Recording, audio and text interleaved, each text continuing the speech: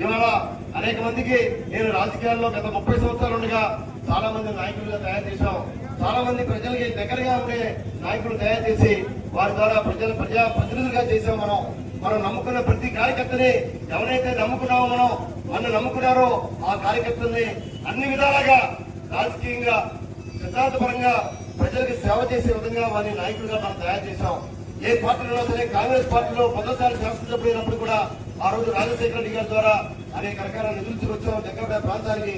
ఆ తర్వాత జరిగిన పరిణామాలను బట్టి ఆ నాయకత్వం నచ్చగా మనం ఆ పార్టీ వైఎస్ఆర్ పార్టీ రాజీనామా చేసి జనసేన పార్టీలో మంచి నాయకత్వం ఉంది, కూటమిలో చేరాలి, కూటమి ద్వారా ఈ ప్రభుత్వంలో వచ్చే నిధుల ద్వారా మన ప్రాంతాన్ని కూడా అభివృద్ధి చేయాలని చెప్పి ఒక తపనతోనే చేరాం తప్ప ఎక్కడా స్వార్థం కోసం కాదు.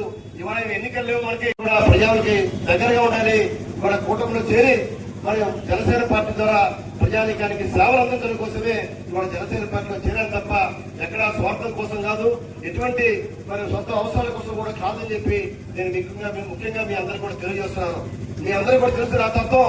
ఏదైనా పని అనుకుంటే పని సాధించే వరకు కూడా విశ్రమించకుండా అలానే మనం అనేక రకాలుగా అభివృద్ధి చేశాం. గతంలో అధికారంలో ఉన్నా అధికారం లేకపోయినా ఉదయవారం అంటే తప్పకుండా పని జరుగుతుందని చెప్పి ఆ పని కోసం ఎవరికైనా ఆరోగ్యం సరిగా లేకపోతే మరి వైద్యం హైదరాబాద్ నిమ్స్ హాస్పిటల్లో వైద్యం బాగా జరుగుతుందా, విజయవాడలో బాగా జరుగుతుందా, విశాఖపట్నంలో బాగా జరుగుతుందా, వారికి కిడ్నీ ప్రాబ్లం ఉందా, లివర్ ప్రాబ్లం ఉందా, గుండె ప్రాబ్లం ఉందా, అనేక రకాలుగా వైద్య సహాయాలు కూడా కొన్ని కోట్ల రూపాయలు వైద్య సహాయాన్ని కూడా మనం అందించాం. అలానే ఉపాధి కార్యక్రమాలు, ఉద్యోగ అవసరాలు ప్రతి ఒక్కరికి కూడా ప్రతి కుటుంబానికి ఉద్యోగం లేని వాళ్ళకి ప్రైవేట్ కంపెనీల్లో ప్రైవేట్ పరిశ్రమల్లో ప్రభుత్వంలో కాంట్రాక్ట్ ఉద్యోగాలు అనేక రకాలుగా ఉద్యోగాలు ఇప్పించాం. ఇవాళ ఆ రోజు మేము హోంగార్డులుగా సుమారు రాజశేఖర రెడ్డి గారు ముఖ్యమంత్రిగా ఉన్నప్పుడు హోంగార్డులుగా 16 మందికి మన నియోజకవర్గంలో ఉద్యోగాలు ఇప్పించాం. ఆ హోంగార్డులో ఉన్న వాళ్ళు ఈ రోజు కానిస్టేబుల్స్, హెడ్ కానిస్టేబుల్స్, ఎస్ఐ కూడా అయ్యారు. ఆ విధంగా అనేక మందికి జగ్గయ్యపేట నియోజకవర్గంలో మనం ఉపాధి అవకాశాలు కల్పించాం. వ్యాపారాలు చేసుకున్న వాళ్ళకి బ్యాంకులకి స్వయంగా వెళ్లి వారికి రుణాలు ఇప్పించి వాళ్ళకి ఆర్థికంగా స్వావలంబన చేకూర్చాం. ఇలా అనేక విధాలుగా వ్యక్తిగత సహాయాలు, ప్రభుత్వ సహాయాలు అనేక రకాలుగా ప్రభుత్వం వారికి ప్రజానీకానికి అండగా ఉండి ప్రజలకు సేవ చేశాం.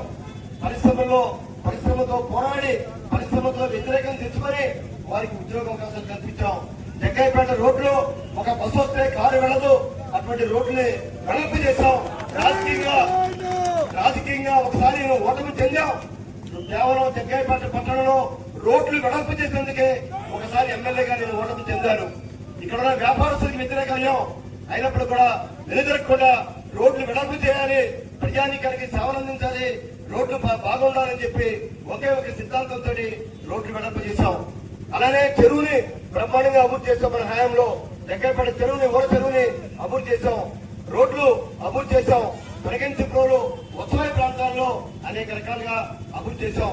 తప్పకుండా అధికారం ఉన్నా అధికారం లేకపోయినా మన ప్రాంతాన్ని అన్ని రకాలుగా అభివృద్ధి చేస్తామని చెప్పి తెలియజేసుకుంటూ ఇవాళ కూటమిలో ఉన్నాం.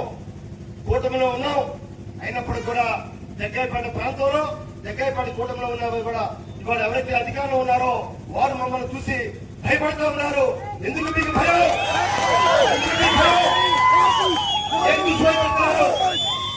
మీరు చేసిన కూటమే, మేము చేసిన కూటమే.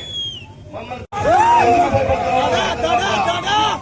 తప్పకుండా నియోజకవర్గంలో మైలవరంలో అలానే విజయవాడ 3 నియోజకవర్గాల్లో కానీ తిరువూరులో కానీ అన్ని చోట్ల కూడా అక్కడ ఎమ్మెల్యేల సహకారం మాకు లభిస్తా ఉంది. అయినప్పుడు కూడా ఇక్కడ లభించకపోయినా ఏం పర్వాలేదు, మమ్మల్ని నమ్ముకున్న జనసేన పార్టీ జన సైనికుల కోసం, కార్యకర్తల కోసం ఎక్కడికైనా పోరాటం ఎలాగైనా చేస్తాం. తప్పకుండా కూటమి నియమ నిబంధనల్ని ఎక్కడ కూడా అతిక్రమించాం. కూటమి నియమ నిబంధనల్ని ఎక్కడ అతిక్రమించకుండా విరోచితంగా పోరాడతాం. తప్పకుండా ప్రజలకు కావాల్సిన అన్ని రకాల వసతులు, అన్ని రకాల కార్యక్రమాలు తప్పకుండా అధికారం లేకపోయినప్పుడు కూడా సాధించే శక్తి ఈ